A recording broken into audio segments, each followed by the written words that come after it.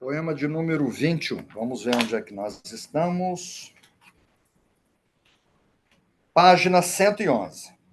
Tá? Vocês vão ver a fotografia. Essa aqui é minha mãe. Vocês sabiam que é minha mãe? Ela está nos ouvindo aqui, minha mãe. Aqui, ó. É. Segue bonita, tá? Não, é que eu faço... Ela já ficou viúva 4 vezes. Se alguém tiver disponível e quiser arriscar, né?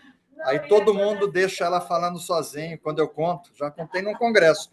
400 pessoas. Falei, tá aqui minha mãe, tá viúva, quem quiser, mas já ficou viúva. Ela é bonita, né? Foi Miss. Ok, pessoal. Então, vocês vão ver aqui minha mãe. Poema de número 21, né? Essa foto foi tirada em São Lourenço, no sul de Minas Gerais, onde nós vivemos. E foi um final de ano aí que a gente reuniu meus irmãos, né? Minha mãe. Foi muito bom, né? E não faz tanto tempo. O título do poema, vocês vão ver o poema em japonês, porque a gente tem que criar um link com a numerologia de 31 caracteres chineses. Eles vieram da China. E o título, todo poema tem um título, fala sobre obediência, né? Os nossos primeiros professores, a criança, quando nasce, ela só sabe chorar, né? Então, a gente não sabe nada, né? Não sabe se alimentar, não sabe andar. Então, nossos primeiros mestres são os nossos pais, né? E você nunca vai aprender a mandar se você não aprender a obedecer. Eu fui piloto, né? Eu tive 1 ano de vínculo, né, com a aeronáutica, como reservista, e naquela época todo mundo tinha que fazer serviço militar. Eu era piloto de aviões, e o pessoal pergunta o que você aprendeu, né? Que eu já entrei piloto. Aprendi a obedecer. O capitão dá uma ordem para o tenente, você tem que obedecer, né? O major dá para o capitão, entendeu? Senão vira bagunça. Então, você só vai aprender, saber mandar, o dia que você aprender a obedecer, né? E tem uma citação minha que saber obedecer é uma virtude. Tem gente que não sabe, né? E por que daí a importância de obedecer, né? Porque tudo na vida, entendeu? Inclusive na natureza, ela obedece a leis, né? Você chega no banco, se todo mundo furar a fila, no metrô, no banco, vira uma bagunça. Tem gente que fura. Não tem, TT, no metrô, né? Quantas vezes eu fiquei de chacralhado indo para o treino de karatê aqui? Pessoas jovens, você vai entrar, eles furam à frente, né? Se todo mundo tiver essa ideia, vira bagunça, né? E esse poema também, como a gente aprende a obedecer com os pais, ele fala que no futuro, né? Essa correria que a gente está, ninguém tem tempo para nada mais, né? Você deve sempre conciliar e separar um tempo para dedicar aos seus pais.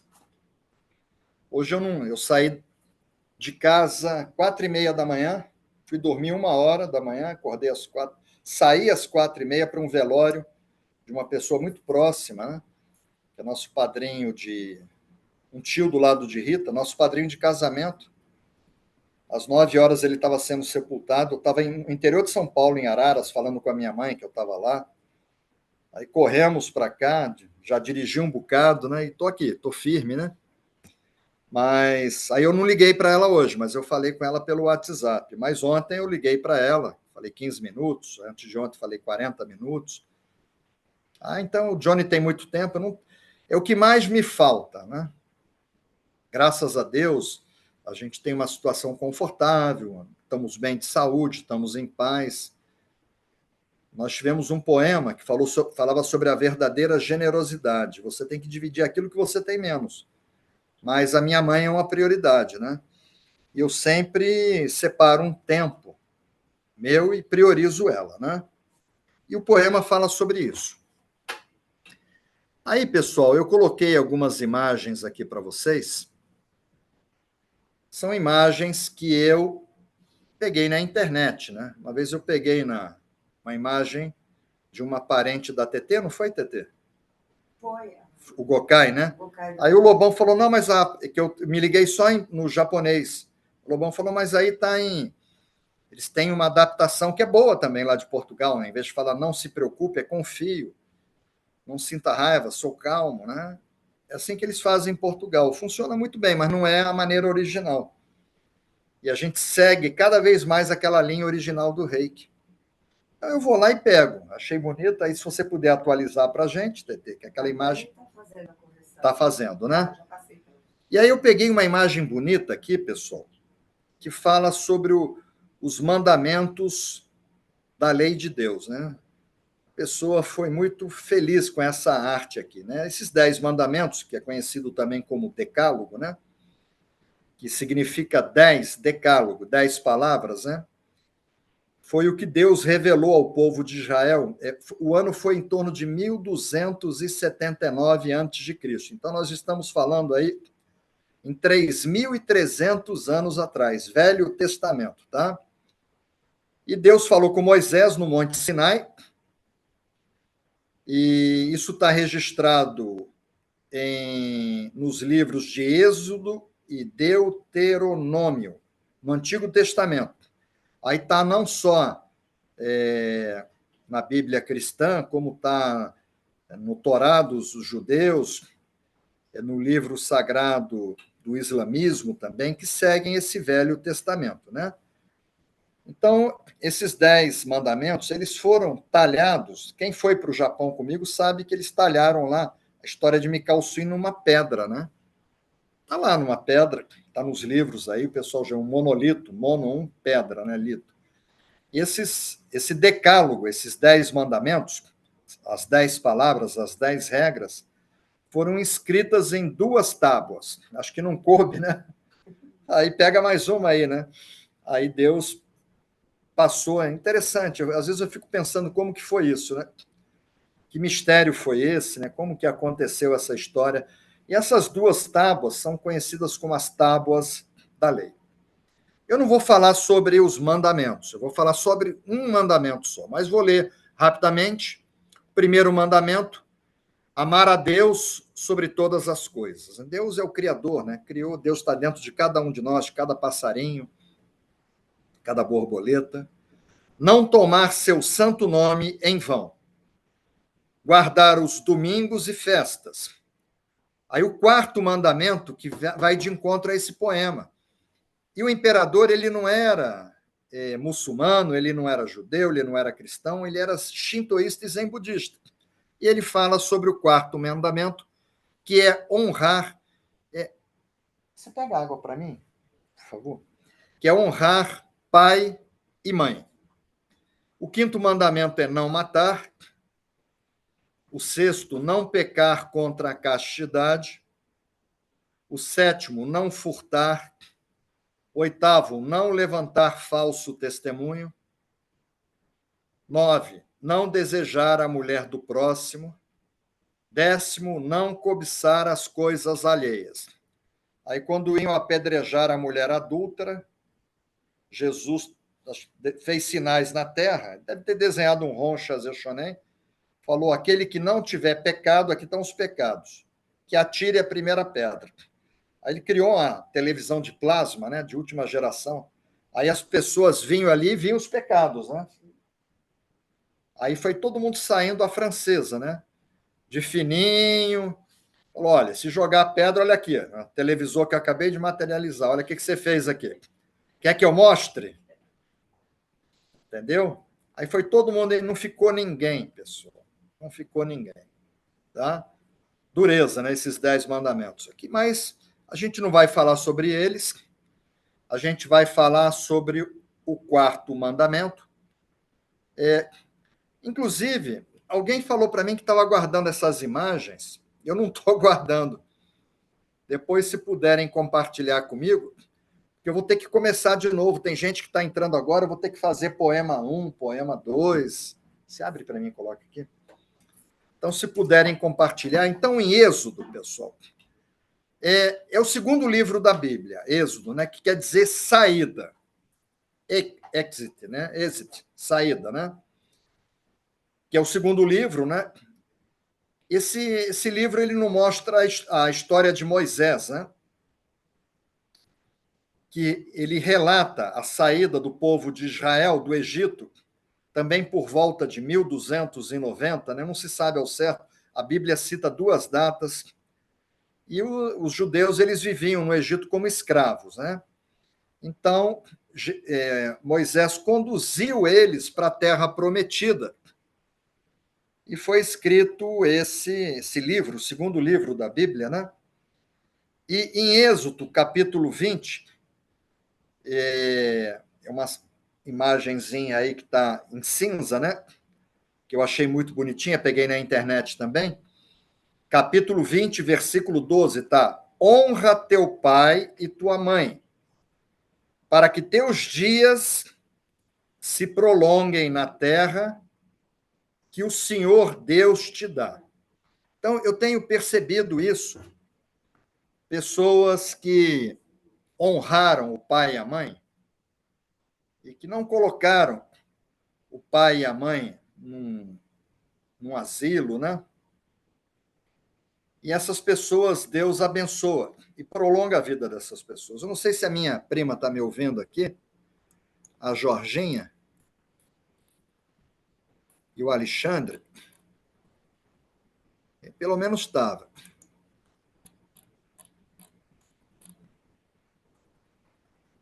Ela não deu retorno, a Geórgia, né? Então aconteceu uma situação, estava todo mundo viajando, cada um num lugar do planeta, né? Tudo estrangeiro. Meu avô se casou de novo, morava com a segunda esposa. E aí, tá aqui, estamos aqui. A Jorginha vai lembrar disso. E aí, meu avô caiu por um dia ou dois, no máximo, num asilo. Eu estava em Manaus, né? Aí, quando ele caiu lá, minha prima, eu nunca esqueci disso, eu acho muito bonito esse gesto que ela teve. Ela foi lá no asilo e brigou com todo mundo, pegou meu avô, levou para casa dela. E aí o pai dela ainda questionou, falou, mas a gente não tem estrutura aqui. Eu falei, não, mas é aqui que ele vai ficar e o senhor tem que apoiar, senão é o exemplo que nós vamos ter, né? Se o senhor deixar seu pai lá, um dia a gente deixa o senhor. Ele levou um susto, na hora acolheu. E o meu avô não ficou um dia ou 2 dias. Eu sou muito grato a ela, porque eu tinha muito amor, né? E depois eu vim morar no Rio de Janeiro e acho que não passava uma semana sem visitar meu avô. Fui morar em Copacabana. E minha mãe com a minha avó também. Então, isso aí Deus abençoa as pessoas que honram o pai ou a mãe, e a mãe, né? Prolongando o nosso período na Terra, né? Às vezes acontece da pessoa ter uma ligação maior com o pai ou só com a mãe, entendeu? O ideal é ter com os dois, porque se a gente está aqui, né? Foram dois gametas sexuais que se uniram, a gente tem o código genético dos dois. O ideal é que você honre os dois, senão você se prolonga, mas você acaba gerando algum karmazinho também. Entendeu? Aí um dos filhos pode fazer contigo a mesma coisa que você fez. É o que eu tenho observado por aí. Mas eu coloquei para vocês, para não falarem que eu pego só coisa da Bíblia, eu pego da ciência, eu pego de todo canto, né? E fui buscar na doutrina espírita uma citação oficial de Allan Kardec. Eu achei muito bonita, né? O nome dele é Hippolyte Léon Denisard Rivail. Ele nasceu em Lyon, na França, né? Ele era um educador, um autor, escritor, e o nome Allan Kardec era um pseudônimo que ele tinha. Ele se notabilizou, ele é considerado na França um filósofo, né? Então, Rita e eu já fomos 3 vezes. Vou pedir a Rita para botar o túmulo dele no grupo. Já visitamos em 3 diferentes viagens que fizemos à França. É sagrado. A gente vai a Paris por algum motivo, às vezes para negociar livro, ou voltando do Japão, ou indo para o Oriente, o avião pousa lá, a gente salta e vai visitar o túmulo dele, porque eu aprendi muito na doutrina espírita, né? eu me evangelizei na doutrina espírita, um centro kardecista chamado Vinhas do Senhor, em Poços de Caldas. Ele faleceu não faz tanto tempo assim, em 1869, em Paris, por isso que ele está enterrado lá, o túmulo dele. Devemos muito a ele, né? As pessoas que seguem a doutrina espírita, que ele codificou, né? A doutrina espírita, e ele escreveu o seguinte: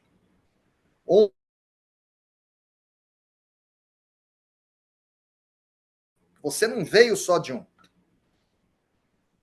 Ah, mas a minha mãe era isso, meu pai era aquilo, entendeu? Mas você também tem defeitos. Então, se você honrar um dos dois, você já vai se prolongar. O ideal é os dois para que você não gere karma, né? Honrar o pai e a mãe não é somente respeitá-los, mas também assisti-los nas suas necessidades, proporcionar-lhes o repouso na velhice. Chega uma hora que a pessoa não consegue produzir, né? Chega numa idade que às vezes a pessoa não consegue caminhar e ir lá na esquina. Cercá-los de solicitude, como eles fizeram por nós na infância. Porque quando a gente nasce, pessoal, você pega um réptil, uma cobrinha, uma tartaruga, ela nasce, ela já vai andando, entra no mar e se vira. Você não vê a tartaruga dando de mamar para uma tartaruguinha. Já viu, Tetê, você que cuida dos gatinhos? Não, né? Uma cobrinha andando com uma cobra grande, um réptil, com as cobrinhas pequenininhas, já viu? Entendeu? E a gente depende exclusivamente dos cuidados de alguém, né? Em geral, quem é que vai estar lá trocando? A criança faz o quê para a mãe? Dá uma fralda cheia de caca. E a mãe está lá babando, colorido, morrendo de amor, deixa de trabalhar, deixa de namorar, deixa de viajar para estar com os filhos. Tá? Então, como eles fizeram por nós na infância? É um princípio do Reiki, Kanshashite, que é a gratidão, né?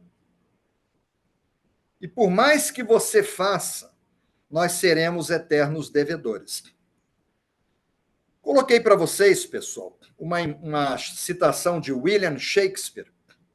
Está logo abaixo aí. Ele foi um poeta, foi um escritor, foi um ator inglês, né? Ele é considerado até hoje como o maior escritor do idioma inglês e o maior dramaturgo, escritor da história, né? Ele é conhecido na Inglaterra como o poeta nacional da Inglaterra, né? Ele nasceu no Reino Unido, morreu no Reino Unido. Isso morreu faz mais tempo, um pouco mais de 400 anos. William Shakespeare morreu em 1616. E ele nos deixou o seguinte: o maior escritor da Inglaterra até hoje, em 400 anos. Há mais dos nossos pais em nós do que supomos. E hoje nós sabemos que o que predomina em termos de átomos da tabela periódica do nosso corpo, no nosso corpo, são os átomos de carbono, né? Carbono, hidrogênio, oxigênio, na composição orgânica do nosso corpo. E quando você pega um papiro, um documento, como é que você sabe a idade daquele documento? Pelo exame do carbono 14. Porque o carbono, ele é conhecido, os primeiros disquetes de computador, aqueles cinzas de 3,5, eram de carbono. O carbono, ele é conhecido porque ele armazena memórias. Então, quando vêm os gametas sexuais, o espermatozoide do seu pai, o óvulo da sua mãe, que se unem para formar o embrião. O embrião é a união de dois gametas sexuais, do pai e da mãe, não é só de um. Esse é o projeto de Deus.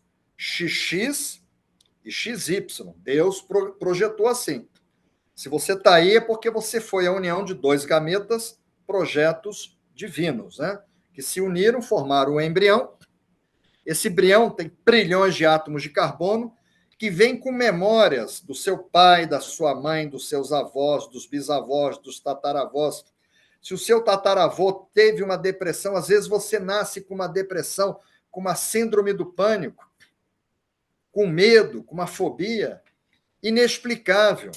Mas às vezes aquilo não é seu. Aquilo, por isso que os japoneses têm isso de reverenciar os antepassados. E muitas vezes você tem um comportamento que não é seu e você tem que tratar. A Rita faz isso. Você tem que tratar, às vezes, os seus avós. Quando Rita fez o caminho de Santiago, ela veio trabalhando os avós, os bisavós. Ela teve muita catarse. Isso tudo está na nossa memória. E você vê naquela época, Shakespeare, 400 anos atrás, nem se sabia o que era um átomo de carbono, e ele já falava isso. Há mais de nossos pais em nós do que supomos. São as memórias de tudo aquilo que a gente recebeu. Bom, vamos seguir em frente. São as imagens que eu separei para vocês. Na página 113, eu coloquei uma história. Essa história ela está num livro de James Lansing. O livro é Histórias para Aquecer o Coração dos Pais, da editora Sextante. Foi de lá que eu tirei essa história. O poema fala sobre obediência. Se você não aprender a obedecer, você não vai saber mandar, viu? Então, a história que está na página 130, se alguém ainda não recebeu o livro, Rita está botando no correio os livros. Me avisa que eu mando o PDF para que vocês possam acompanhar, até que vocês recebam. Então, a história diz o seguinte: ele tinha 11 anos e cada oportunidade que surgia ia pescar no cais próximo ao chalé da família, numa ilha que ficava em meio a um lago. A temporada de pesca só começaria no dia seguinte, mas pai e filho saíram no fim da tarde para pegar apenas peixes cuja captura estava liberada. O menino amarrou uma isca e começou a praticar arremessos, provocando ondulações coloridas na água.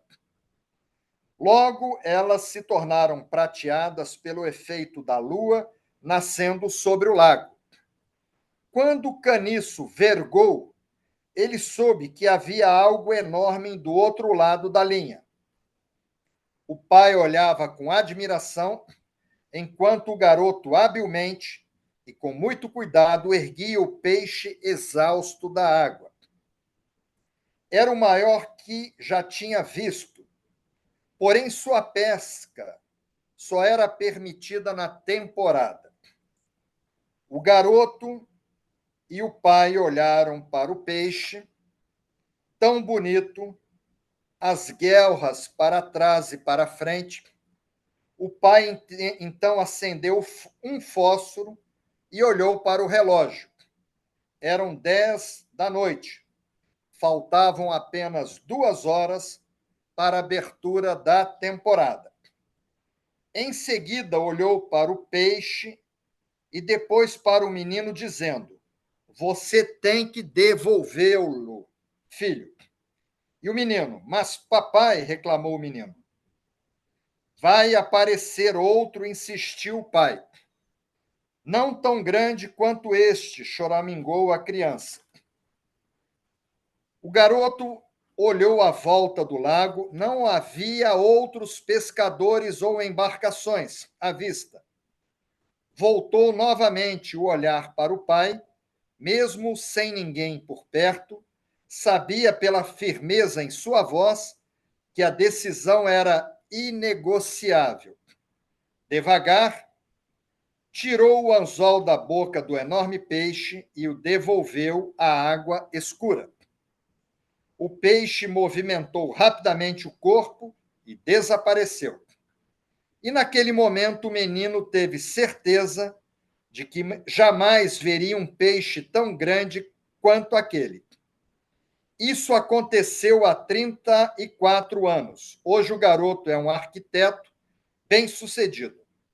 O chalé continua lá, na ilha, em meio ao lago, e ele leva seus filhos para pescar no mesmo cais. Sua intuição estava correta. Nunca mais conseguiu pescar um peixe tão maravilhoso como daquela noite. Porém, sempre vê o mesmo peixe, repetindo todas as vezes que depara com uma questão de ética. Porque, como o pai lhe ensinou, a ética é simplesmente uma questão de certo e errado. Naquele momento, ficar com peixe 2 horas antes era errado. Não tem meio certo e meio errado. Agir corretamente quando se está sendo observado é uma coisa. A ética, porém, está em agir corretamente quando ninguém está vendo. Tem um poema que vai falar sobre isso. Ah, ninguém está vendo, eu vou fazer. Você que pensa. Nada. Jesus falava: havereis de pagar até o último ceitil. Essa conduta reta só é possível quando, desde criança, aprendeu-se a obedecer e a devolver o peixe à água. Por isso que eu defendo muito a família, né? Como a célula da sociedade, entendeu? Porque os nossos primeiros mestres são os nossos pais. A gente não sabe nada quando a gente nasce. Eu perdi meu pai, era muito novo, né? Eu estava lembrando do pai da Georgia, que me escuta aqui. Eu era pequenininho, ele me ensinando em Copacabana a lavar o rosto. Entendeu? A melhor maneira. E eu trago coisa. Irmão da minha mãe, né? Minha mãe, lógico, assumiu a questão de pai e de mãe, que ficou viúva, né? Nós éramos muito pequenos.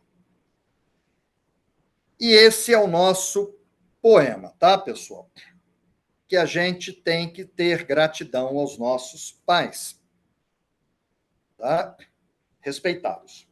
O poema diz o seguinte, página 112.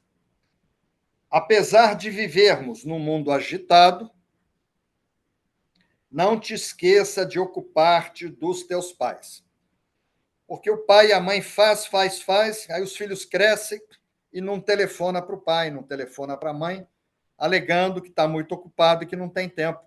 E o pai e a mãe ficam em segundo plano. Isso não pode acontecer. Essas pessoas estão gerando karma pesadíssimo. Tá? Minha mãe está me ouvindo, e não é porque essa semana, eu vou ligar para minha mãe essa semana, porque eu vou ler esse poema para me ficar bonito no poema, não. É sempre assim, entendeu? Sempre assim. Eu acordo, telefono para minha mãe. Às vezes estou dando aula, eu não consigo. Não é que seja todos os dias, né? Hoje eu fui no velório, eu não consegui. Mas falo muito com ela, né?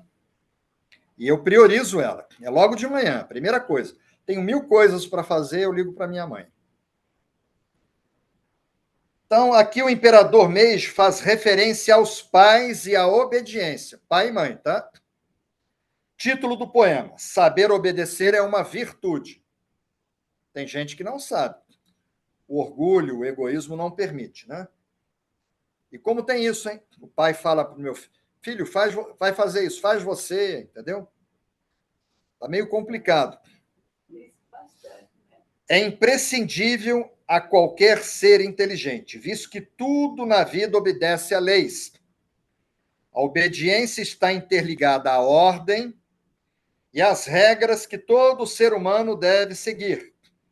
Pois onde não há ordem, o caos se instala. Todo mundo resolve furar a fila no banco, no metrô, vira caos. Não há paz e fica impossível sobreviver. Aqui eu explico sobre o poema, né? O trecho, apesar de vivermos num mundo agitado, aparece com o significado de que vivemos num mundo estressado, onde muitos alegam falta de tempo. E, realmente, as pessoas estão sem tempo, pessoal. O trecho, não te esqueças de ocupar-te dos teus pais, vem com o significado que devemos saber conciliar e separar um tempo para dedicar aos nossos pais. Eu não me lembro, pessoal, quando que eu passei. Minha mãe mora em Brasília, em Lusiânia, ali colado, eu moro, quer dizer, morei num monte de lugares, né? Mas não me lembro assim de passar o Natal. O pessoal pergunta assim: onde você vai passar o Natal? Eu falei: onde minha mãe estiver. Aí minha mãe fala que nasceu um neto, não sei aonde. Ela vai para lá e eu vou atrás. Vai desse jeito também. Você vai também, né, Andressa? Oxe, vai um monte de gente. Andressa, quantas vezes você passou o Natal com a gente? Umas 5 vezes. A Andressa vai não também. Não só eu não, tá? Aí o pessoal disse assim, vamos perguntar a Jonito quantas pessoas vai. Ela está contando o meu apelido de infância, que é Jonito, né? O que eles falam lá que eu ando? Uma renca de gente? Uma renca de gente. Tem que esperar. Porque eu vou atrás da minha mãe, mas eu não vou deixar nunca, né, Rita, para trás, as pessoas que passam um ano comigo, né? E aí minha filha. Então eu chego com a renca. Com a renca, né? Eles ficam até assim, ó, o Jonito vai chegar com. Aí eu levo o pessoal para ajudar a trabalhar, né? Um monte de gente, a gente vai fazer. Pois é. O pessoal já está acostumado. Olha, no poema, o termo pais pode ser interpretado como figura de uma autoridade que merece obediência. Então, pode ser o teu mestre de reiki, pode ser o teu professor de matemática, o teu professor de karatê. Jorge Akashi, me escuta. Então, não é obrigatoriamente, pode ser a pessoa que te criou, teu pai adotivo, tua mãe adotiva, a pessoa que te ajudou a educar, tá? Então, pode ser a obediência do aluno para com seus professores, o empregado em relação ao seu patrão, o subordinado a seu chefe, o cidadão em relação à sua pátria, um seguidor e uma doutrina. E principalmente os filhos para com seus pais. Então você vê, eu estou lá no dojo, meu sensei, que é o mesmo do Jorge Akashi que me escuta, ele é mais jovem do que eu, mas ele é o meu sensei. Jorge Akashi está me ouvindo aqui. A primeira vez que eu cheguei lá, ele me deu um balde. Agora, antes da pandemia. Pouca gente. O Jorge Akashi está aqui me ouvindo. Aí chegou o sensei, olhou para mim, me deu um balde, me deu um rodo, um escovão, deu um para o Jorge Akashi, que sabia que nós só éramos amigos e irmãos, né? Falou: vocês vão limpar o dojo. Eu olhei para ele, lembrei da época que eu era da aeronáutica, da minha mãe. Falei: limpar o dojo? Pois não. Fui lá, eu e ele. E feliz da vida. Passou pouco tempo, eu estava com a faixa branca. Falou: você pode vir treinar com a faixa preta, que você tem humildade. Se não tivesse limpado, Jorge Akashi de faixa preta limpou o dojo comigo. Eu nem discuti a obediência. Então não é só com o pai e com a mãe. Então, se você tem um mestre de reiki, quem já foi para o Japão comigo sabe disso. Quando eu chego no Japão, eu sou um shihan, eu sou um senpai. O sensei é um só. Eu chego lá como aluno, com humildade. O professor fala: vamos fazer isso, eu faço. Agora, se o professor falar assim, ó, pula pela janela e suicida, eu não vou fazer. Se for uma coisa absurda, né? Eu não vou fazer, né? Eu vou internar ele, mas se for uma coisa sensata.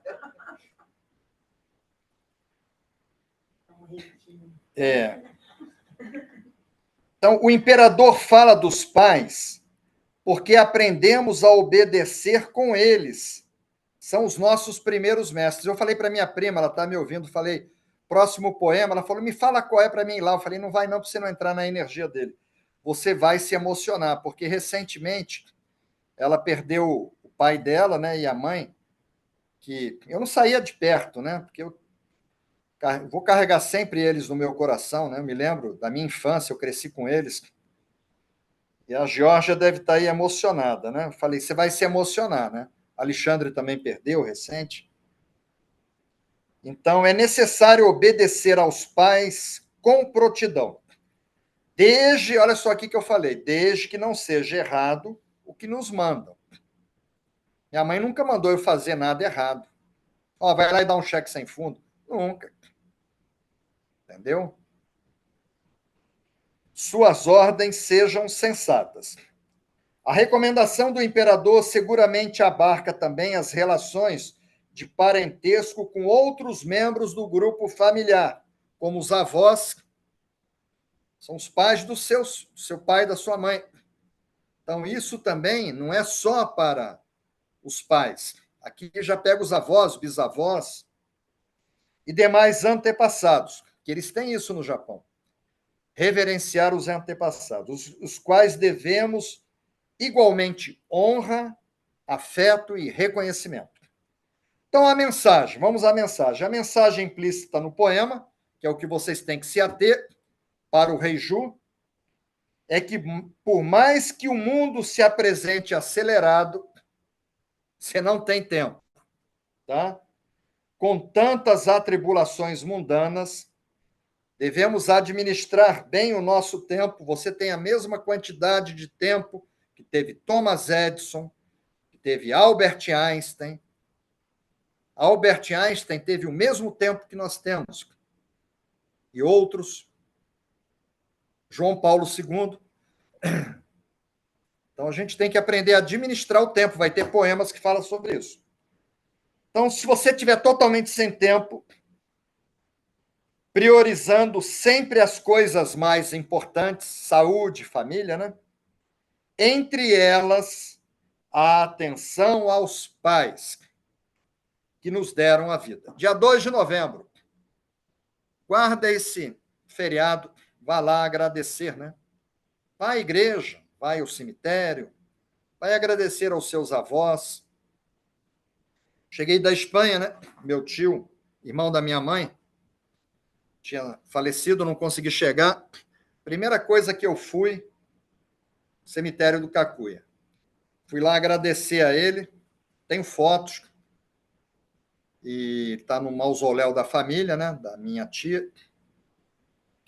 Fui lá agradecer a tudo que ele me ensinou, tudo que ele fez por mim, pai da Geórgia, né? Cheguei, peguei o carro, fui com Rita lá no túmulo, fiz oração e agradeci a ele. Eu sei que ele não estava lá, mas foi uma maneira que eu encontrei, assim, de pegar aquele meu tempo, um dia atribulado, sem tempo, pegar engarrafamento, não tinha estacionamento, fui lá, entendeu? Olha, não pude estar aqui no dia, mas estou aqui agora. Agora, por que Mikao Sui trouxe esse poema para o Reiki? O universo de 100 mil poemas, ele selecionar 125, menos de 0,1%. Então, o mestre Mikao Sui seguramente selecionou o poema pela importância de viver em gratidão. Como é que você não vai ter gratidão ao seu pai e sua mãe? Te deram a vida, geraram o teu corpo, não deixaram você morrer de fome, de sede. Se você não tiver gratidão ao seu pai e sua mãe, você não vai ter por mais ninguém. Eu aprendi uma coisa em Minas Gerais, né, com a minha sogra, meu sogro, eles são pessoas do interior, mas tem uma sabedoria, aquele povo, aquela sabedoria milenar que vem passando de geração para geração. Tá? E eles dizem assim, nunca se case com uma pessoa que não respeite, não obedeça o próprio pai e a mãe, vai fazer a mesma coisa contigo. Se a pessoa não obedece, não respeita o próprio pai e a mãe. Aí eu aprendi isso, né? Ela foi me falar, né? Eu estava namorando Rita, aí fiquei de olho em Rita, né? Aí, como eu vi que ela é excelente filha, nota 10, nunca vi ela. Ela chega, pede benção, entendeu? Respeita, prioriza o pai e a mãe. Falei, agora é o caso. Porque se ela não fizer isso, eu aprendi isso com a mãe dela. Só que a mãe dela tinha. Se não fosse, ela tinha que ter me dado essa dica depois do casamento, né? Ela me deu antes, aí eu fiquei olhando, né? Só que ela aprovou. O poema fala sobre obediência. Um mestre de Reiki precisa saber mandar. Como é que o mestre de Reiki não vai saber mandar? Ocorre que só sabe mandar quem aprendeu a obedecer. E aprendemos a obedecer com os nossos pais.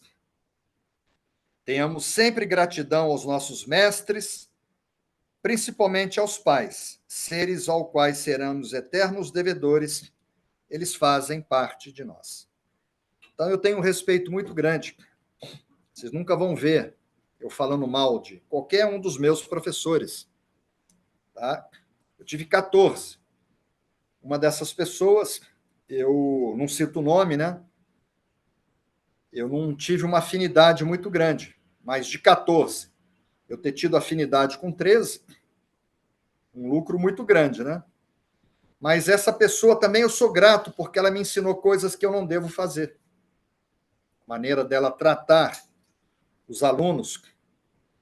Os alunos saíram muito mal lá em depressão, ela foi bem arrogante com os alunos. Falei, bom, eu aprendi tudo que eu não devo fazer. Você tem que aprender o outro lado também, não foi por acaso. Mas eu tenho muita gratidão aos meus professores, porque eles agregaram para que eu chegasse onde eu cheguei.